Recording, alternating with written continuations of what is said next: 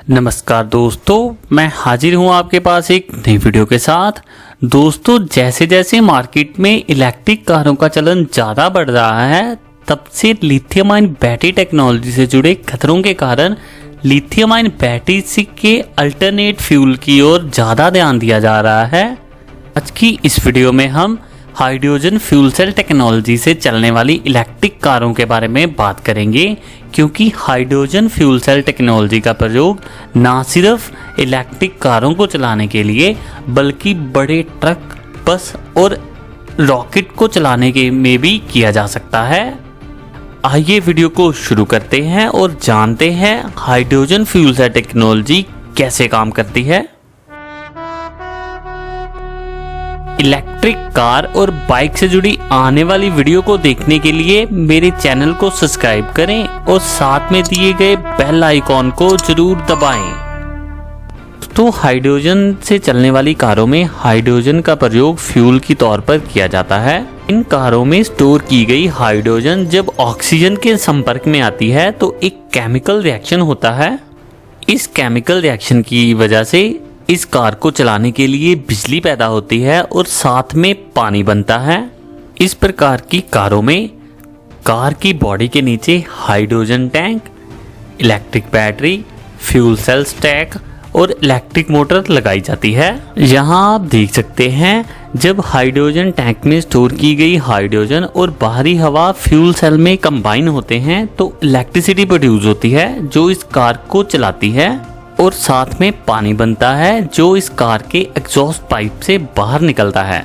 इस प्रकार की कारों में हाइड्रोजन भरने के लिए हाइड्रोजन फ्यूल पंप के ऊपर हाइड्रोजन भरी जाती है, जो 3 से 4 मिनट में ही इस कार के हाइड्रोजन टैंक को फुल कर देती है।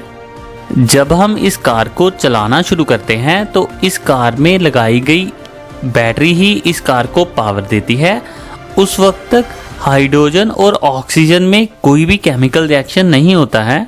जब हम इस कार को ज़्यादा तेज चलाते हैं तो इस कार में लोड बढ़ता है तो हाइड्रोजन और ऑक्सीजन में केमिकल रिएक्शन होना शुरू हो जाता है। ये केमिकल रिएक्शन इस कार को पावर देता है और साथ में ही बैटरी को भी चार्ज करता है। जब हम इस कार को अपहिल ले जाते हैं तो इस कार में लोड बढ़ जाता है। उस सिचुएशन में इस कार की बैटरी और फ्यूल सेल दोनों ही इलेक्ट्रिसिटी प्रोड्यूस करते हैं और इस कार को पावर देते हैं। जब हम इस कार को स्लोप के ऊपर डाउनहिल ले जाते हैं तो इस कार को ज़्यादा पावर की ज़रूरत नहीं होती। उस वक्त इस कार की ब्रेक्स में लगाई गई रीजनरेटिव टेक्नोलॉजी इस कार को पावर देने के साथ साथ बैटरी को भी चार्ज करती है। दोस्तों, अब इस प्रकार की कार का मेन पार्ट यानी कि फ्यूल सेल के बारे में जान लेते हैं। फ्यूल सेल 2 इलेक्ट्रोड से बना होता है जिन्हें एनोड और कैथोड कहा जाता है। इनमें से एक इलेक्ट्रोड में हाइड्रोजन टैंक में भरी हुई हाइड्रोजन आती है, जबकि दूसरे इलेक्ट्रोड में हवा में से ऑक्सीजन आती है।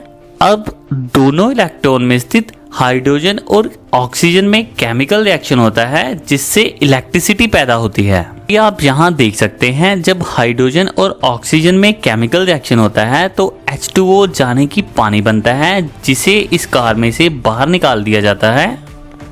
दोस्तों, पेट्रोल और डीजल से चलने वाली कार में काफ़ी ज़्यादा मात्रा में पोल्यूशन पैदा होता है, लेकिन हाइड्रोजन से चलने वाली कार में पानी पैदा होता है। हाइड्रोजन से चलने वाली कार एक लिथियम आयन बैटरी से चलने वाली कार की तुलना में भी काफ़ी ज़्यादा इन्वायरमेंट फ्रेंडली है। अगर इस टेक्नोलॉजी से जुड़े खतरों की बात करें तो हाइड्रोजन एक हाईली फ्लेमेबल गैस है। अगर ये डायरेक्ट एयर के संपर्क में आती है तो एक बड़ा धमाका होता है, जिसके कारण हाइड्रोजन को ट्रांसपोर्ट और स्टोर करने के लिए काफ़ी ज़्यादा ध्यान रखा जाता है। अगर हाइड्रोजन फ्यूल सेल टेक्नोलॉजी से बनी कार की कीमत की बात करें तो लिथियम आयन बैटरी से चलने वाली कार की तुलना में इस कार की कीमत ज़्यादा होती है।